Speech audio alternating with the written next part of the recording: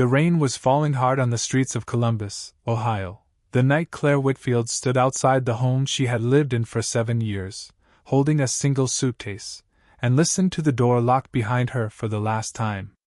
Her husband's final words still echoed in her ears, cruel and final, telling her that a woman who could not give him a child was no wife at all.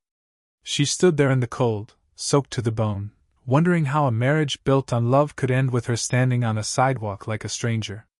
If this story moves something in you, if you believe people deserve second chances even after their whole world falls apart, hit that like button, drop a comment telling us where you're watching from, share this with someone who needs a little hope tonight, and subscribe to the channel so you never miss a story like this one.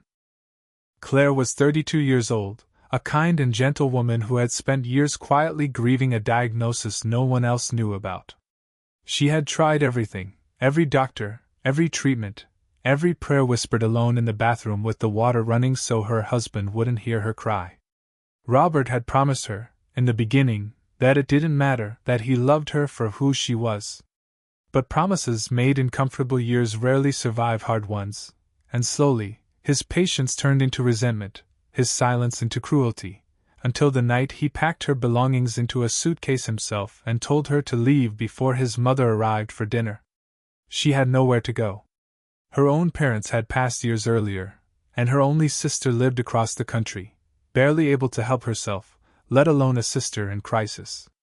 Claire spent that first night in a 24-hour diner off Route 40, nursing a single cup of coffee for hours because she couldn't afford anything more, staring at her reflection in the dark window glass and wondering what she had done to deserve a life that kept taking pieces of her away. It was in that diner, 3 nights later, that she met Nathaniel Cole. Nathaniel was 41, the founder and CEO of a logistics company that had grown from a garage operation into a business worth hundreds of millions of dollars. He was also a widower, raising his 6-year-old daughter, Charlotte, alone since his wife had passed away from cancer 2 years before. That night, Charlotte had a fever, and Nathaniel, exhausted and desperate, had stopped at the diner to get her some soup because the pharmacy nearby was closed, and he didn't know what else to do. He noticed Claire sitting alone in the corner booth, the same booth she had sat in every night that week, and something about the quiet sadness in her eyes stopped him in his tracks. He didn't approach her that first night.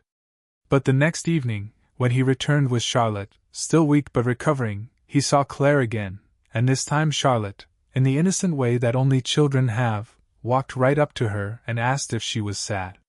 Claire, caught off guard, felt tears sting her eyes as she smiled at the little girl and told her that she was just tired.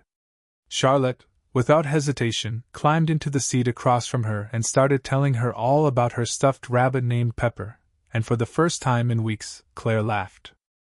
Nathaniel watched from a few feet away, struck by how naturally his daughter had taken to this stranger, and how, for a brief moment, the woman's whole face had changed when she smiled. He introduced himself properly, and Claire, still cautious, guarded, unwilling to trust another person with her broken heart, kept her answers short. But something about his kindness, the way he thanked the waitress by name, the way he crouched down to Charlotte's level when she spoke to him, told her he was different from the man who had thrown her out into the rain. Over the following weeks, Nathaniel found himself returning to that diner more often than logistics required, and Claire, who had finally found a small room to rent above a laundromat and a part-time job at a bakery down the street, began to look forward to seeing him and Charlotte. Slowly, cautiously, she let herself talk, first about small things, then about the ache she carried, the shame she had been made to feel for something that was never her fault. Nathaniel listened without judgment, and one evening, he told her something that broke through the wall she had built around her heart. He told her that Charlotte's mother had once said that family isn't only built by blood, but by the people who choose to stay when it would be easier to leave. Claire didn't know what to say.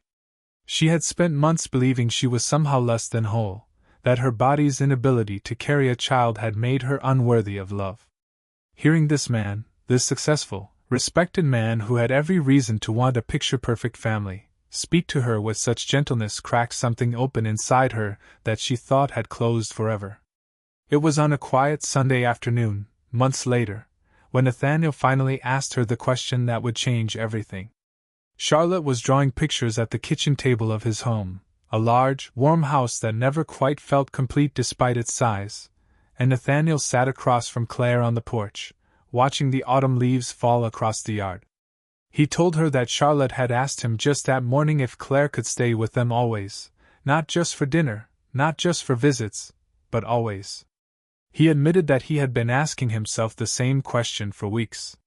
Then he looked at her, took her hand gently in his, and said simply, "Come with me." Not as an employee, not as a guest, but as someone he wanted beside him for the rest of his life, as a mother to Charlotte in every way that mattered, and as a partner who understood that family was never about blood or biology, but about who chooses to show up every single day. Claire sat there in stunned silence, tears streaming down her face, because for the first time since that terrible night in the rain, someone was not asking her to prove her worth. Someone was simply choosing her, exactly as she was, wounds and all. She said yes. In the months that followed, Claire moved into the house that slowly began to feel like a home, not because of its size or its comfort, but because of the laughter that filled it, the small hands that reached for hers, the man who looked at her like she had never been broken at all. Charlotte began calling her Mama Claire, without anyone asking her to, and every time she said it, something inside Claire healed a little more. She learned that motherhood was never only about biology, that love could grow in a heart the same way it grows in a womb, patient and real and unshakable. Robert, her ex-husband, remarried within the year, chasing the family he thought he deserved, but word eventually reached Claire, through mutual friends, that things had not turned out the way he expected. She felt no satisfaction in this, only a quiet gratitude that she had been set free from a life that had never truly seen her. If this story touched your heart even a little, if it reminded you that our worth is never defined by what we lack, but by the love we're brave enough to give and receive, please take a moment to like this video and share it with someone who might need these words today. And before we close this story, we'd love to hear from you. Comment below and tell us, in one word, what this story made you feel. Your voice matters, and we read every single comment. Claire Whitfield once believed her story ended the night she stood alone in the rain, abandoned and broken. But sometimes, the ending we fear is only the beginning we never saw coming. Sometimes, the family we lose makes room for the family we were always meant to find, and sometimes, all it takes is one person brave enough to say, "Come with me." Thank you for watching, and we'll see you in the next story.